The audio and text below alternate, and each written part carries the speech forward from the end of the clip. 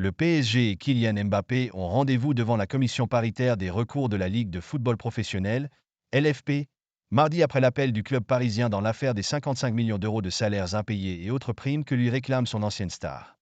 Cette audience, prévue à 15h, 13h GMT, a fait l'objet lundi d'une nouvelle passe d'armes entre le joueur et son ancien club par réseaux sociaux et communiqué interposé à la suite d'un article du quotidien suédois Aftonbladet. Selon le média, une enquête pour viol a été ouverte par la police suédoise après le passage de Mbappé avec son entourage à Stockholm, la semaine passée. Un autre journal suédois, Expressen, a affirmé que Mbappé était directement visé par une enquête pour viol et agression sexuelle et considéré comme raisonnablement suspect, soit le degré de suspicion le plus faible prévu par la législation suédoise. Fake news. Ça en devient tellement prévisible, veille d'audience comme par hasard, s'est insurgé le joueur du Real Madrid sur le réseau social X, établissant un lien entre l'article d'Aftonbladet et l'audience de mardi. À la question de savoir s'ils avaient connaissance d'une plainte à l'encontre du joueur, son entourage a répondu non à l'AFP et a ajouté dans un communiqué « Ces accusations sont totalement fausses et irresponsables, et leur propagation est inacceptable ». Indirectement mis en cause par le joueur, le Paris SG a préféré l'ignorer et garder sa classe et sa dignité, a confié à l'AFP une source proche du club. La LFP a enjoint le PSG à verser 55 millions d'euros d'impayés à Kylian Mbappé, parti cet été au Real Madrid.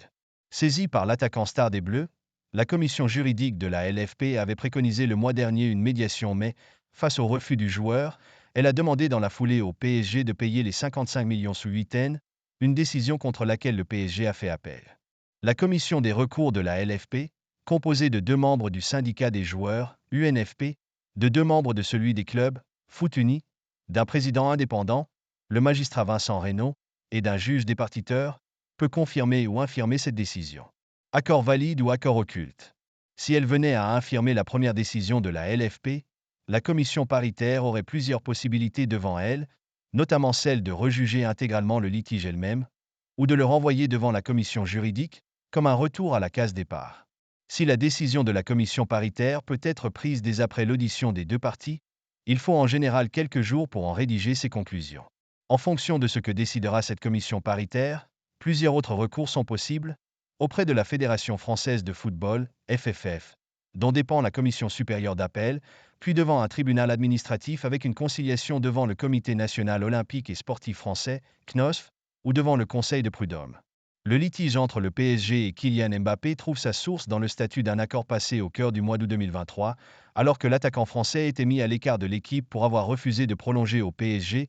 Cette prolongation aurait garanti au club de toucher l'argent d'un transfert alors que Mbappé s'est engagé libre avec le Real Madrid au terme de la saison 2023-24. Dans cet accord, le joueur s'engageait à renoncer à 55 millions de primes diverses s'il venait à partir libre en fin de saison, ce qu'il a donc fait. Mais la validité de cet accord, que le joueur lui-même a évoqué publiquement face aux journalistes en janvier dernier, est contestée par le camp Mbappé. Dans son entourage, on parle d'un accord occulte. Kylian Mbappé demande le versement d'une somme de 55 millions d'euros qui comprend l'ultime tiers d'une prime à la signature, 36 millions d'euros bruts, que le joueur était censé toucher en février, les 3 derniers mois de salaire prévus dans son contrat avril, mai, juin, ainsi qu'une prime d'éthique sur ces 3 mois.